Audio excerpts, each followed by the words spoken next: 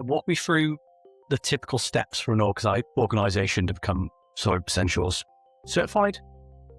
Yeah, certified. Certificate. You get a certificate on Blockmark, which is a digital certificate, which is quite good because then that means IASME can revoke it should they wish to. Not really for an organisation, but it does happen for assessors on certificate bodies. For instance, when we lost our Cyber Essentials Plus assessor last year and they revoked our certificate because it's a digital badge, then you can't then pretend you're a Cyber Essentials because it's uniform. So it is quite good. So I think certified is probably the right one. So what would be the steps for a company to get certified? So first they decide they want Cyber Essentials. And that might be because contractual requirements or because they've heard about the scheme and they want to make sure that they're protecting themselves, the data, other customers as best they can. So they decide they want. They then can either contact the certificate body direct. They're all listed on IASME's website, or you can go to IASME direct and say, I want Cyber Essentials, and they will assign it to an assessor. The benefit of going to a certificate body direct is you get to talk to the assessor, and it comes a little bit different.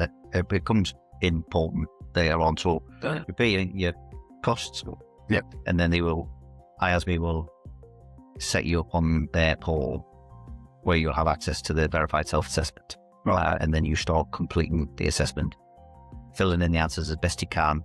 Once that's done, you hit submit. It goes to an assessor. If you're in the pool assessment, it'll just go to a pool assessor. If they have any questions or queries, they then basically type that out into the portal and then you've got to read it. If you go to a certificate body direct, they can speak to you a bit easier. They can talk you through it. You can ring them and say, I'm filling this in and I don't really know what I'm doing. It's a little bit easier. But there is no difference in cost. Just about to ask, is there a difference in cost if you say you want to ring up a couple of times saying, I have no idea what this question means, how do I fill it out? And then that's not an extra cost. So we, as a STIM organisation, CDS Defence and Security, we offer a support package to what we would do in that case. If an organisation really doesn't know what they're doing or where to start, we would assign an assessor to the, it's normally a day, just a day contract in that would help you not answer the questions, understand the questions and make sure that what they're writing is right, and then actually what they're doing to what they're putting in, and then help them guide through that. And then we would assess it with a different assessment, assess it so they're not marking their own. We have a bit of a sort of a divide. So whoever is assisting you wouldn't be the one assessing it. And then once that self-assessment is off and you've gone to the assessor, they've marked it, what happens then? You sort of get just an email saying congratulations, or is it a little bit? Yeah, effectively. So we, as assessors, go through questions. All we're doing, because it's a verified self-assessment, is making sure the answers you put match the standard. Sometimes you go back for more information. There are automatic fail conditions. For instance, if you submit that you're running out of date software, so say you say I'm running Windows 7, then that would be an automatic fail. What I do as an assessor, and this is just me, it's not personal, rather than automatically failing, I would go back and question it. I would ask for more information and say, are you sure you run a Windows 7? And that gives the organisation a bit of a chance to.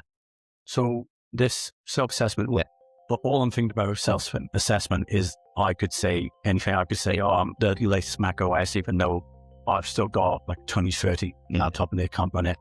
So not how do you catch people out, but is it then people filling it out don't know what good would be? So they're answering honestly, and then you're going, right, okay, this doesn't line up, or is there any way of them knowing, well, I gotta say this answer, because if I don't, there won't be a pass?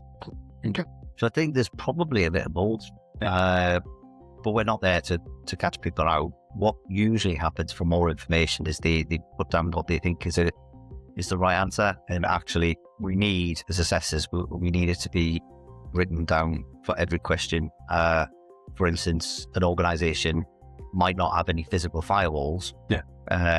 They might be using the firewall that's within the operating system, i.e. Windows Defender. And then they put that down. And then on the next question, when it's like, do you change your firewall passwords? They put no, because we don't have any. But actually you do, because you've got the admin password and you must change the local admin password for the device. It's part of the standard. So you would just go back and say, you know, you're using software firewalls. These are included in this question. And which is often a bit of a misunderstanding, was the thing they haven't got a physical one in a 19-inch rack. They can go in and physically change the password. That it's not applicable, so they put them. And the reality is that they are, and they've said earlier on in the assessment that they are using software firewalls. That was a clip from the Briefing Room podcast, and if you would like to watch the full episode, you can watch it right here. There it is. It's popped up. You can click right there. Go on, click it. Press play. Watch the full episode.